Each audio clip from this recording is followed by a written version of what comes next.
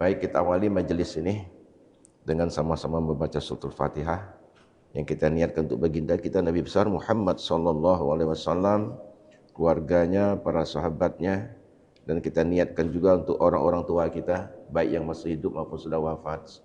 Kemudian kepada guru-guru kita, kemudian kepada diri kita sendiri, kepada anak-anak cucu kita, dan juga kepada saudara kita, sahabat kita, jamaah kita yang sakit.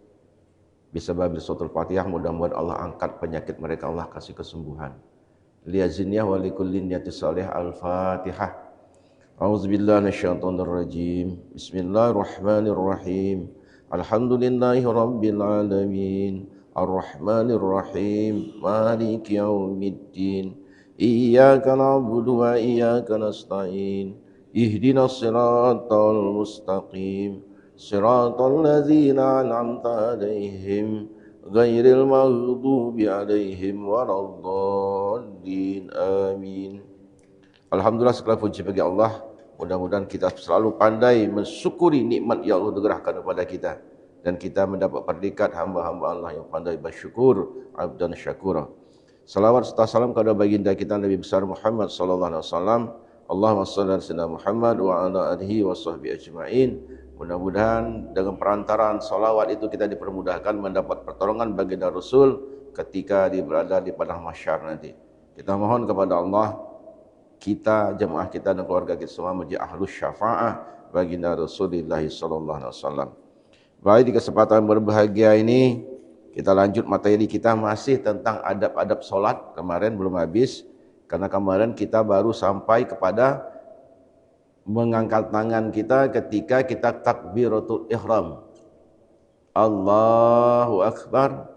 Antara alif dengan ra itulah kita menjatuhkan niat kita solat apa. Nah, ketika selesai kita mengangkat tangan, meletakkan tangan kita, ada yang mengatakan di dada, silakan. Ya, ada di antara pusat dengan dada, silakan. Ada pas pusat, silakan. Kalau dalam kitab Taudis Shalah Ajasan Kulai itu dia di pusat posisinya, di mana telunjuk kita berada pada lubang pusat kita, telunjuk kiri, dan tangan kanan kita menggenggam pergelangan tangan kiri kita, ada seperti itu. Maka kelihatannya agak ke pinggir, sekalian menutup lambung rusuk sebelah kiri kita yang kosong katanya. Terserah. Ada juga yang tidak mengangkat ataupun tidak meletakkan tangannya di, nah terserah, itu adab saja. Adabul ibadahnya, adab salatnya. Seperti itu. Yang di atas dada silakan. Ya. Seperti itu. Tetapi silakan kalau kita meletakkan tangan kita di antara pusat dengan dada itu, paling tidak tangan kita menggenggam pergelangan tangan kiri kita. Karena masalahnya dalam ilmu kesehatan itu ada manfaatnya. Penyakit ini banyak muncul dari lambung sebelah kiri masalahnya. Maka kita tekan seperti itu. Rahasianya sekaligus juga ada manfaat untuk kesehatan kita. Itu kemudian setelah kita meletakkan tangan kita di antara pusat dengan dada tadi, silakan di mana posisinya, kita hening sejenak. Hening sejenak dalam artian untuk menarik nafas kita, kata kita Allahu Akbar. Nah, kembalikan nafas kita segar. Jangan kita Allahu Akbar kabiro. Nah, itu kita tidak dapat tumakninahnya. Hening sejenak tumakninahnya. Silakan ketika doa iftitah itu Allahumma ba'idna, silakan. Allahu Akbar kabiro, silakan.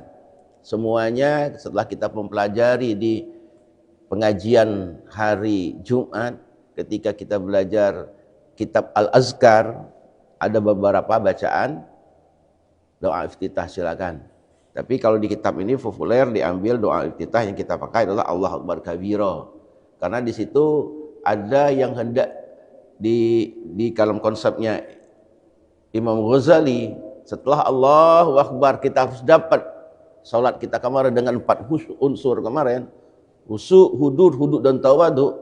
Nah, ketika kita menggunakan doa iftitah Allahu Akbar kabira, maka jangan sampai tidak dapat ketika kita katakan di sini inna salati wa nusuki wa mahyaya wa mamati lillahi rabbil alamin.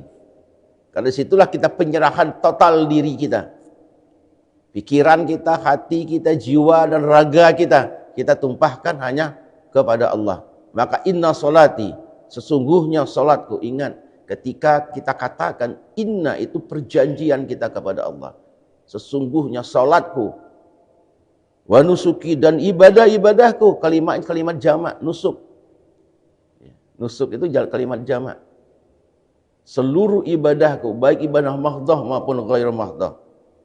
Wa mahyaya, hidupku, wa mamati, dan kematianku, hanya semata-mata lillahi ta'ala, untuk Allah ta'ala.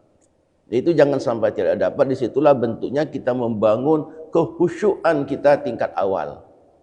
Makanya kalau kita lihat sejarah doa iftitah ini kan, Nabi kan tidak baca ini. Tapi ada salah seorang sahabat, ketika di belakang Rasul membaca ini, apa yang terjadi pada saat itu? Dunia gelap. Gelap itu bukan apa pada siang hari itu. Ada yang mengatakan pada ketika sholat zuhur. Kenapa? Malaikat turun. Saking banyaknya menutup cahaya matahari, gelap. Maka selesai sholat, Rasulullah bertanya siapa yang membacakan tadi. Maka sahabat ini ngaku membacakannya. Maka Nabi mengaminkan saja, mengiyakan. Artinya apa? Memang bukan bacaan dari Nabi, tetapi Nabi merestui bacaan itu. Maka di sini disebut dengan takrir ketetapan Nabi. Nabi tidak melakukan, tetapi ada sahabat yang melakukan, Nabi tetapkan. Maka jadi bacaan. Walaupun bacaan itu hanya bagian dari sunnah ab'ad. Tapi di situ tetap kita harus membacanya. Kecuali kadang-kadang ketika kita surat sunnah, jarang kita baca. Ketika sudah takbiratul ihram, kita langsung Fatihah. Misalkan hanya ini kita bicara adab ya. Sebenarnya ketika adab ini tidak hanya sholat wajib, sholat sunnah pun harus kita penuhi.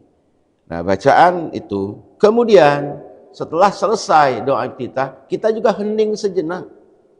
Apalagi kalau seorang imam selesai membaca doa kita, hening sejenak, maka bacalah ta'awuz. A'udzubillahi sir. Baik salat jahar maupun salat sir, kita tetap bacakan sir. Nah, setelah itu kita lanjutkan dengan basmalah membaca surah Fatihah. Ada klausul sunnah ab'adnya didapat membaca ta'awuz itu pada rakaat pertama. Pada rakaat kedua tidak perlu lagi. Rakaat ketiga ketika maghrib, rakaat keempat ketika sholat zuhur, asar dan isya, tidak perlu lagi, cukup di rakaat pertama. Karena itu ada sunnahnya, sunnah ab'adnya, ta'awuz. Waladdallin, amin, kata imam. Kita ngikut, kita amin, kita ngikut imam ya. Kalau imam ada ngamin, ngapa nak ngamin kan? Iya kan, imam diam ngetem, kita nak ngamin kan doa apa? Karena takminul amin itu kita mengikut takminul iman, imam mengikut aminnya imam. Kalau imamnya ngamin, kalau imamnya ngamin, diam baik. Karena kita ngikut aminnya imam, takminul imam. Nah, jadi sunat ab'adnya didapat ta'awuz hanya pada Fatihah pertama. Waladdallin, amin, kata imam, kita ngikut. Nah, kita hening sejenak, imam pun hening sejenak, bahkan agak lama durasinya, jedahnya untuk membaca surah. Nah, kita ketika membaca Fatihah, yang pertama ta'awuz, tetap kita sir karena kita makmum. Nah, rakaat kedua tidak perlu lagi, tidak ada sunnahnya. Ini tidak di rakaat kedua lagi baca kan, tidak. Hanya satu kali untuk ta'awuz. Ya kalau bismillah karena bagian dari suratul Fatihah ketika dalam mazhab Syafi'i. Na'udzubillahi minasyaitonir rajim. Bismillahirrahmanirrahim. Ketika kita salat jahar, imam membaca secara jahar. Kan di kitab ini pun permulaan kan dibuka dengan bismillah. Bismillahirrahmanirrahim itu jangan kita anggap sesuatu yang bagaimana ya, walaupun sudah ada zaman nabi-nabi terdahulu. Dulu ketika Sulaiman menulis surat ke Siti Balkis, Ratu Saba, kan pakai bismillah, diagonal bismillahnya, dari sudut kanan ke kiri. Innahu min Sulaimana wa innahu bismillahirrahmanirrahim. Kata kawan dulu waktu belajar tafsir surah An-Naml itu. Inilah agar cepat surat dibalas cewek katanya. Tulis itu. Sekarang kan tidak pakai lagi kan, tidak main lagi surat-surat tu kan. Maka dibuka kadang-kadang di awalnya. 4 kali 4, 16, sempat tak sempat dibalas. Kan guyon kan seperti itu. Pengalaman memang ya. Nah itu kan sedikit cerita. Bismillahirrahmanirrahim. Pernah tidak ngitung berapa huruf itu? Berapa huruf Bismillahirrahmanirrahim itu? Berapa? Bismi 3, Allah 4, Ar-Rahman 6, Ar-Rahim 6. 6, jadi 3, 4, 6, 6. Berapa? 7 ditambah 12, 19. 19 huruf. Kebetulankah 19 huruf? Tidak ada kebetulan dalam firman Allah. Bahkan berhubungan dengan sholat 5 waktu kita. Kenapa jamak itu zuhur dengan asar, maghrib dengan isya? Itu pasangannya kan? Tidak pernah asar ke maghrib jamak, tidak pernah kan? Subuh isya ke subuh, kan tidak pernah pasangannya. Kita hitung-hitung saja nih, kita berbicara sedikit algoritma Al-Quran. Salat kita pakemkan dulu nih. Kita pertama kali salat itu dipardukan oleh Allah lewat Rasulullah, maka umat Islam pertama kali salat apa? Rasulullah kan pulang dari Isra Mi'raj kan salat subuh. Apakah Rasulullah langsung ada jamaahnya? Tidak ada. Rasulullah salat subuh itu malaikat Jibril imamnya, makmumnya malaikat Mikail sama Rasulullah. 3 hari Jibril melatih Rasulullah salat, bacaan-bacaannya. Baru zuhur ketika sudah heboh Nabi Isra Mi'raj setelah subuh itu kan yang mengakuinya siapa? Hanya Abu Bakar sama anak kecil saat itu ponakan Rasulullah Ali bin Abi Thalib. Zuhur baru mereka sholat. Jibril, Rasulullah, Mikail, Abu Bakar dan Ali. Nah maka bagi kita umatnya pertama sekali adalah sholat zuhur. Jadi kita hitung dari zuhur. Zuhur kita mulai. Zuhur berapa rakaat? 4. Asar 4. Maghrib, isya, subuh. Kalau kita bicara matematis logaritma ya, berapa KPK-nya? Ya, persekutuan terkecilnya, kelipatan persekutuan terkecilnya 12. Ya kan? 12 kan bisa bagi 4, 12 bagi 2, 12 bagi 3 kan bisa semua kan? 12 bagi 4 salat zuhur berapa? 3. 12 bagi asar 3. Kan 12 bagi 4. Bagi maghrib 12 bagi 3 4. Maghrib 4 berarti. 12 bagi 4 salat isya 3. 12 bagi 2 salat subuh 6. Kita total. Zuhur 3, asar 3, maghrib 4. Isya 3, subuh 6. Berapa jumlahnya? 3, 3, 4, 3, 6. 19. Benar kan? 3 tambah 3, 6 ditambah 4 maghrib 10, ditambah 3 isya 13, ditambah 6 subuh 19. 19 sama ada dengan jumlah huruf Bismillahirrahmanirrahim. Maka ketika kita katakan zuhur 3, kita ambil 3 huruf dari Bismillahirrahmanirrahim. Ba, sin, mim, bismi. Sudah punya makna belum? Asar 3, kita ambil Allah itu ada 4 huruf. Alif, alif, alif, lam, lam, ha. Kita ambil 3. Bismillah. Lah sempurna belum? Belum.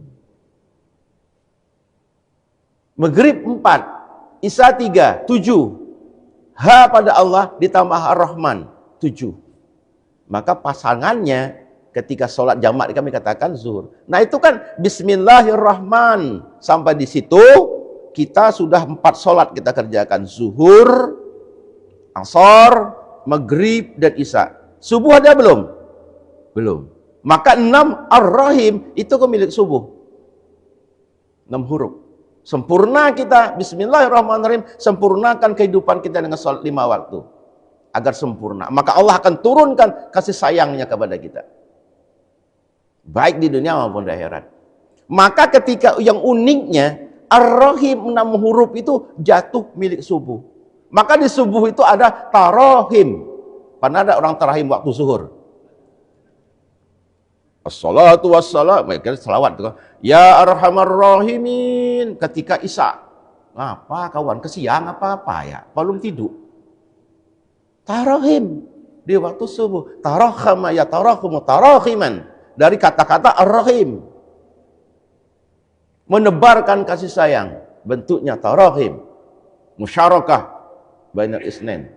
Menebarkan kasih sayang. Makanya yang membaca tarahim, ya arhamar rahimin, irhamna. Ya Allah yang maha menebarkan kasih sayang, irhamna, kasihlah kami.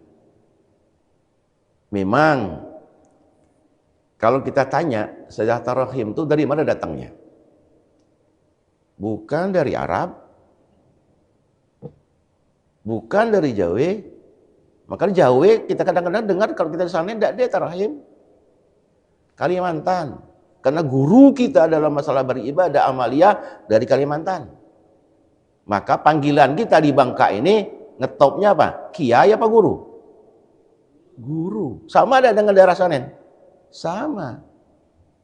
Makanya kitab-kitab yang dibaca di sini banyaklah kitab-kitab Syekh Arsad Al-Banjari. Abdurrahman Siddiq itu dari mana? Kan dari sana juga. Maka ketika orang sana datang ke sini bertugas, ketika di masjid kita ada tarahim, dia pernah ungkapkan dengan kita, curhat. Guru katanya, enak di sini, terasa di kampung saya. Kenapa? Ya subuh-subuh, ya arhamar, sama seperti di kampung saya katanya. Saya tanya dari mana? Saya dari Kalimantan Barat katanya. Nah artinya, tarahim, walaupun sebagian orang tidak populer lagi di masjid-masjid, tapi jangan kita abaikan. Ar-Rahim, dari kalimat bismillah itulah muncul tarahim. Ya kan? Nida kadang-kadang kita sering salah meletakkan. Boleh kita buka sedikit. Salawat azan. Assalatu wassalamu alaih. Dari mana itu asalnya? Palembang. Saziri Mustafa. Yang guru tajwid tuh. Yang terkenal tuh. Dipakai untuk menjelang maghrib. Maka anak-anak di Kertapati ketika lah berbunyi itu main bola, tanya Pak Abdul Rahim kita, mantan kemenak kita sekarang Bimas, bejebes pulang rumah tengah main itu ketika ada sholawat itu datang dibaca. Nah sholawat itu dibaca untuk menjelang sholat maghrib. Tapi kita sekarang setiap sholat bahkan direkam, diputar penempatannya itu. Nah tarahim ini sekarang tidak berjanji kadang-kadang dibaca abtadiul imla bismizatil aliyah ketika subuh. Penempatannya kadang-kadang kita bahasa Bangka asal nak ngempos. Iya, kita harus tahu paham, jangan meletakkan itu. Jangan sembarangan. Jadi artinya bismillahirrahmanirrahim itu erat kaitan dengan sholat 5 waktu kita. Jangan harap kasih sayang Allah walaupun kita ucap beribu kali kalau sholat kita tidak baik dan benar. Tapi ketika subuh, Ar-Rahim jelas adanya tarahim. Makanya ketika orang sholat subuh tarahim itu ada ayat Al-Quran yang dibaca penutup. Apa yang itu? Surah apa yang dibaca itu? Wakabbirhu takbira ujungnya. Kan penutup surah Al-Isra. Penutup surah Al-Isra, Bani Israel. Ketika dibaca, ketika salawat, at-rahim, salawat, kemudian kan ada ayat Al-Quran dibacakan. Nah penutupnya itu kan akhir surah Al-Isra. Itulah ruh subuh sebenarnya. Kalau kita bongkar dalam tafsir, itulah ruhnya subuh. Orang seringkali wa minal laili fatahajjad bihi itu awalnya, tapi ketika ditutup dengan ayat itulah ruhnya subuh. Iya. Oke, ada yang ingat apa bacaan yang terakhir di biasanya? Terus? Terus? Nah, coba renungi, buka tafsirnya, maknanya, itulah ruh subuh. Maka dibaca ketika tarahim, penutup tarahim. Jadi apakah penyusunnya itu sembarangan orang? Enggak, itu waliullah. Itu punya makna yang sangat dalam. Maka bismillahirrahmanirrahim. Maka kalau di awal-awal kitab kan sering dibaca, bahkan Rasulullah mengatakan kullu amrin zibalin la yubda'u bi bismillah wa huwa attar. Ketika seluruh pekerjaan tidak diawali dengan basmalah, terputuslah pahalanya, hilang nilainya. Basmalah ya, bukan al-basmalah. Mentang-mentang belajar nahwu sorof, alif lam itu makrifat, maka ditambah agar dia tertentu al-basmalah. Basmalah itu sudah makrifat, sudah definitif kalau dalam bahasa kerennya. Definitif dengan apa? Dengan dirinya sendiri, binafsihi. Karena tidak ada kalimat lain, kalimat basmalah. Ada kalimat lain enggak selain bismillah? Kan tidak. Ketika disebut basmalah, bismillahirrahmanirrahim. Sudah definitif, sudah makrifat, binafsi dengan lapasnya sendiri. Maka tidak perlu tambah alif lam lagi. Kalau alif lam ditambahkan jadi umum. Hilang maknanya. Sama, mari kita tutup dengan hamdalah. Itu benar. Tapi mari kita tutup dengan alhamdulillah. Kan jadi salah. Langsung tak ditutup dengan alhamdulillah. Kalau sebut hamdalah, itu yang benar. Tak perlu tambah alif lam lagi. Itu penggunaan ya. Etika dalam penggunaan grammar ataupun tata bahasa Arab dalam nahwu sorofnya. Jadi yang sembarangan kita bahasa tadi jangan asal ngempus tadi istilahnya. Jadi harus kalau misal kita ingin tanya dengan yang apa namanya? Yang memahaminya. Oke, bismillahirrahmanirrahim. Lanjut dengan alhamdulillah surah Al-Fatihah. Selesai suratul Al-Fatihah, suratul Fatihah. Kalau imamnya amin, kita ikut. Za'ammal imamul fa'aminu dalam sebuah hadis. Ketika imam mengucapkan amin, maka ikutilah oleh kamu kalimat amin. Aminnya pun harus jelas. A-nya panjang, mim-nya panjang. Amin. Istajib ya Allah. Mana? Perkenankan ya Allah. Jangan mentang-mentang tak. Amin. Panjang dipendek. Amin. Maknanya sudah berubah. Amin. Sama. Berubah. Amin. Sama. Berubah. A-nya panjang, mim-nya panjang. Amin. Maknanya istajib ya Allah. Kalau imamnya amin, kita ikut. Nah, ketika imamnya kita sudah baca amin, klausulnya walaupun berbeda mazhab, makmum boleh membaca Fatihah. Kalau ada kesempatan ruang membaca Fatihah, baca saja. Iya. Karena apa? Ada sebagian mengatakan karena kita muwafaqah dengan imam, ada kesempatan baca Fatihah, bagian kita untuk baca Fatihah. Walaupun sebagian mengatakan selain Syafi'i, tidak cukup bacaan imam, kita dengar saja. Karena imam pun ketika dia amin berselesai, ketika membaca surah, ada sejenak, hening sejenak. Tumakninah dia dapat di situ. Jangan waladhdallin amin. Bismillahirrahmanirrahim. Amin makmum kalau sudah. Nyalah lanjut bismillah. Hening sejenak. Dah usah kupo-kupo. Ya, dia siapalah ngejar ada. Lo ada makmum ngejar imam, bukti imam mantap di situlah. Man dikejar ke makmum, imam masih kaput kelileng kan? Dia tidak usah kupo-kupo, tenang saja. Kemudian kita baca di kitab ini. Dan ketika nih, oke, kalau sholatnya jahar ya kita nyaringkan. Nah, ketika selesai kita membaca Fatihah, kan imam membaca surah nih. Ya kita kadang-kadang mana apalnya, baik kan terserah mana kita apalnya. Yang apal trikul ya trikul, itulah dibaca. Qul a'udzu birabbil, qul a'udzu birabbin nas, qul huwallahu ahad, silakan. Jangan diremehkan. Tetapi ada adab nih, etika ketika kita membaca surah. untuk sholat-sholat. Maka di sini dijelaskan. Maka ketika engkau sholat subuh, surah yang dibacakan setelah Fatihah ada surah-surah yang sifat tiwalul mufassal, yang agak panjang. Di sini diumpamakan seperti yang dikatakan surah yang panjang, yaitu daripada seperti surah Al-Hujurat hingga Amma Yatasaalun. Itu pilihan ya, kalau kita hafal. Mereka hafal jangan maksa. Ya, silakan. Itu dari Al-Hujurat sampai Amma Yatasaalun. Disebut dengan tiwalul mufassal, surah-surah yang agak panjang untuk subuh.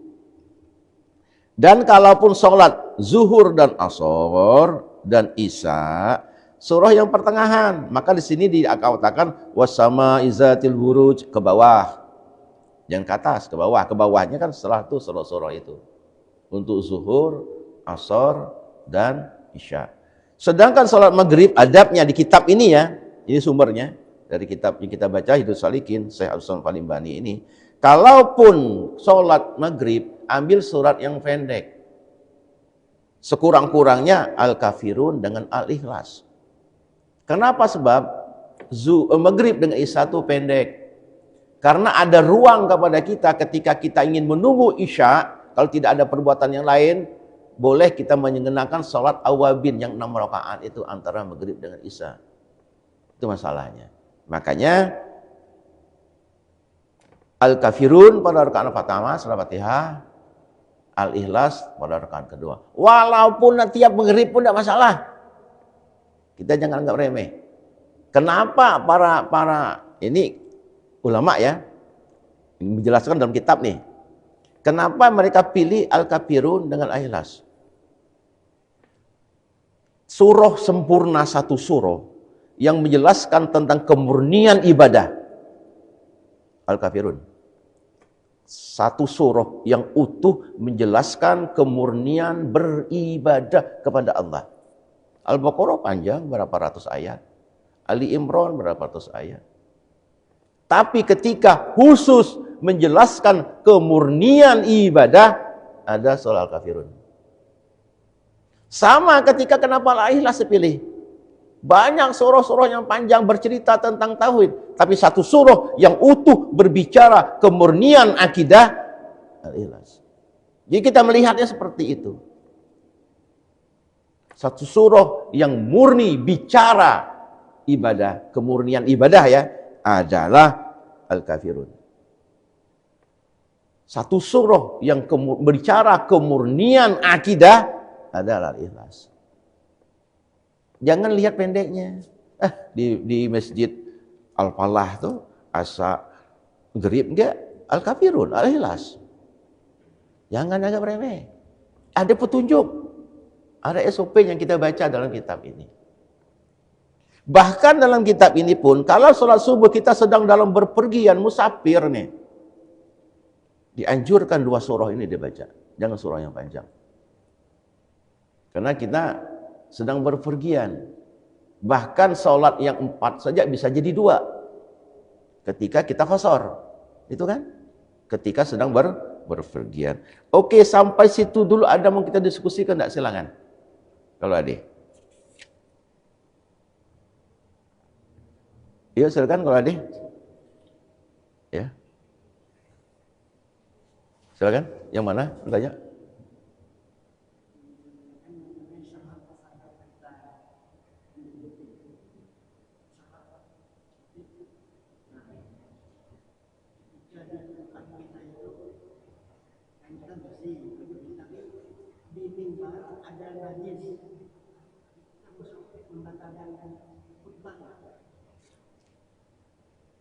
Tengah khutbah nih. Kita nangis. Oh, najis. Ya. Oke. Masalah khutbah di mimbar najis. Najis apa kira-kira?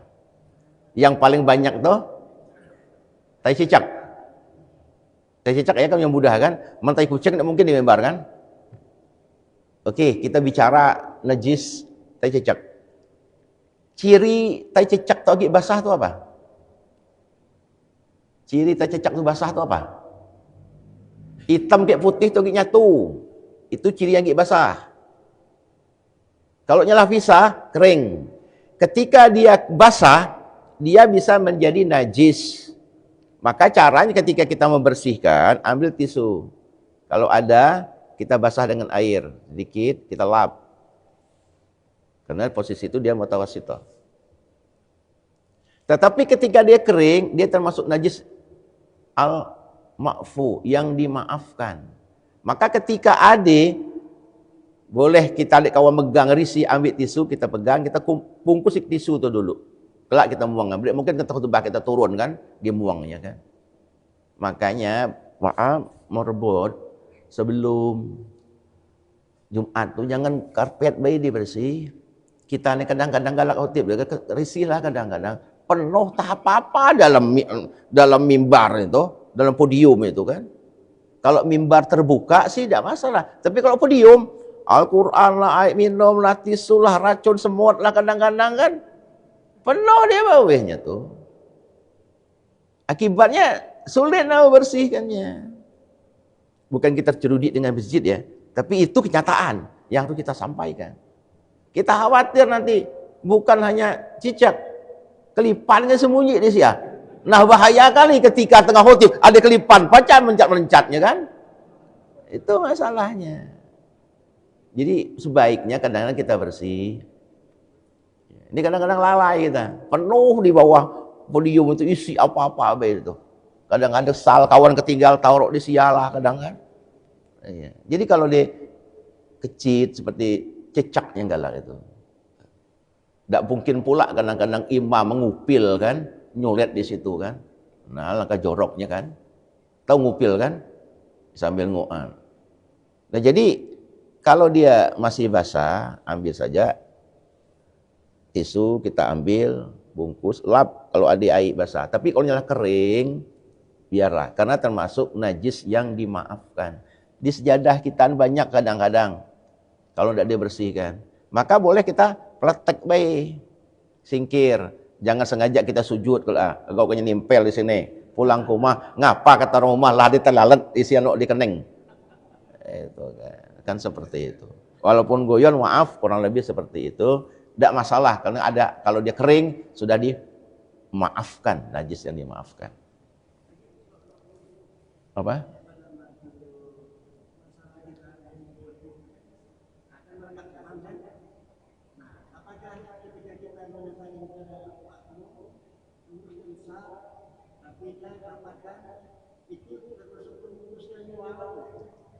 Okay. Kalau solat Jumat, dia usah perintah lagi imamnya rapikan, tidak usah. Karena apa? Sebab ketika kita khutbah, tanggung jawab makmum yang kosong di depan tuh masuk ke tempat kosong. Tidak perlu lagi.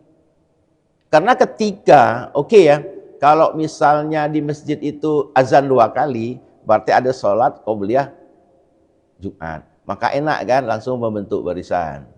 Tapi kalau satu azan, maka isi. Jangan ketika kita berdiri jadi imam, karena sholat itu dengan khutbah itu, dia harus tidak tertib saja mualat. Benar, harus mualat. Harus beriringan. Paling-paling hanya diseling oleh iqomah, karena belum iqomah kan. Nah ketika itulah iqomah itulah kalau kosong cepat. Jadi imam tidak perlu lagi. Karena sudah bagian dari di khutbah tadi 2 rakaat dari sholat. Karena kalau sholat zuhur kan 4 rakaat, tapi Jumat 2 rakaat. Tapi hakikatnya 4 karena al-khutbatani maqamar rakaatain. 2 khutbah itu menempati 2 rakaat sholat. Jadi ketika imamnya ya kalau tidak digi istau sudah, karena sudah berbentuk saf yang baik ketika kita khutbah itu. Karena khutbah itu jangan remeh, itu kan 2 rakaat dari sholat. Maka Jumat itu 2 rakaat sholatnya seharusnya kan 4 zuhur kan, seperti itu. Oke, jadi seperti itu cara kita. Ada juga kadang-kadang perlu ini kita kadang-kadang khutib bisa ada kekurangan rukun. Sementara kita tahu itu ada rukun kurang. Bagaimana caranya? Itu yang esensi ya. Istilahnya yang ditunjuk sebagai pengganti khotib itu kalau misal tidak hadir atau beliaulah yang paham menambah rukun yang kurang. Alhamdulillah, alhamdulillahirabbil alamin. Asyhadu an la ilaha illallah wa asyhadu anna Muhammadar Rasulullah. Usikum wa nafsi bittaqwallah, ittaqullah. Ada yang kurang enggak? Ada yang kurang enggak? Nah, kan enggak dengar. Kalau kita jeli, ada yang kurang, apa yang kurang tuh? Salawat.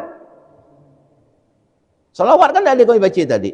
Nah, ketika kita ketemu seperti itu, orang yang di bawah itu atau orang yang paham di depan itulah sekurang-kurangnya salawat Allahumma sholli ala Muhammad. Itu rukun. Kalau syahadat, 2 kalimat syahadat bukan rukun. Hanya menyempurnakan bacaan itu etikanya. Karena kalau tidak dibaca, sebuah tubuh bagaikan tidak punya tangan. Jadi syahadat tidak. Jadi alhamdulillah.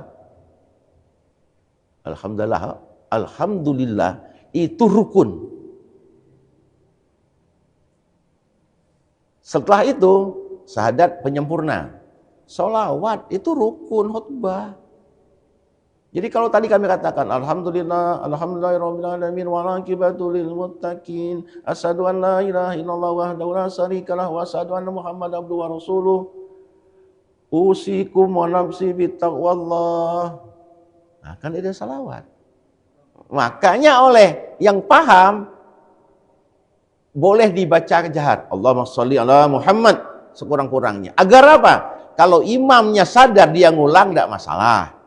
Menyempurnakan. Tapi kalau imamnya tidak ngulang, lah kita tutup. Dikawa sholat kita, Jumat kita rusak. Jadi kalau bagi-bagi pada yang paham, yang ototnya jadi garis keras. Imam khotib tidak sah. Ya selesai sholat maghribnya, sholat sendiri asor, az-zuhur. Ya kan etika ada baik seperti itu. Maka oleh yang paham lah kita melurus. Sering kita kadang-kadang baca ayat Al-Quran ada yang kurang pas, kita ngeluruskannya. Tidak usah heboh-heboh. Kita tutup. Ada yang kurang dari imam ataupun khotib. Kan seperti itu yang esensi kadang-kadang. Bahkan pada satu tempat ada mengatakan bahwa doa pada khutbah kedua harus kalimatnya Allahumma ighfir lil muslimin wa muslimat. Doa untuk muslim muslimat. Kita ini doa langsung. Allahumma arinal haqqa haqqan warzuqna ittiba'ah. Panjang doanya. Tiba-tiba tidak ada lapas Allahumma ighfir lil muslimin wa muslimat. Awas satu tempat masjid punya keyakinan rukun doa itu adalah doa untuk muslimin muslimat. Mukminin mukminat. Tidak kita ucapkan. Bisa heboh. Nah, untuk menutupnya itu, istilah yang paham kearifan di masjid itu menutup. Allahumma ighfir lil muslimin. Boleh dengan jahar, agak tenang, tapi kan kalau khotibnya menambah silakan mengulangnya, tapi kalaupun tidak, lah kita tampel panci bocor tuh. Nah, selesai urusannya.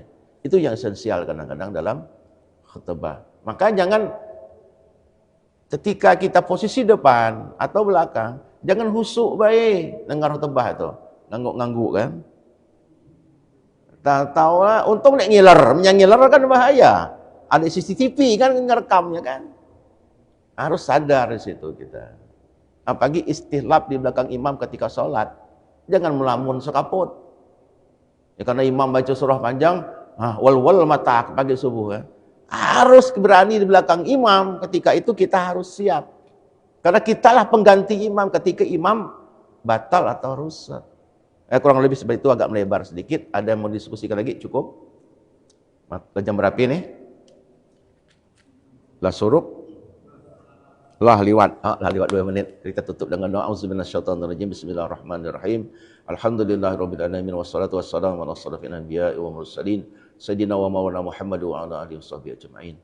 Allahumma ja'al jam'ana hadza jam'an marhuma wa tafarraqana ba'da hadza tafarruqan ma'suma. Allahumma ahrijna min zawati wahmi wa akrimna bil fahmi waftah lana abwabal ilmi wa zayyinna bil akhlaqil hasanati wal hilim. Rabbana zalamna anfusana wa illam taghfir lana wa tarhamna lanakunanna minal khasirin. Rabbana atina fid dunya hasanah wa fil akhirati hasanah wa qina azabannar. Wa sallallahu ala sayyidina Muhammadin nabiyil ummi wa ala alihi wasallam. Subhana rabbika rabbil izzati amma yasifun wa salamun alal mursalin walhamdulillah subhanallah. Wassalamualaikum warahmatullahi wabarakatuh. Taqabbalallahu minkum.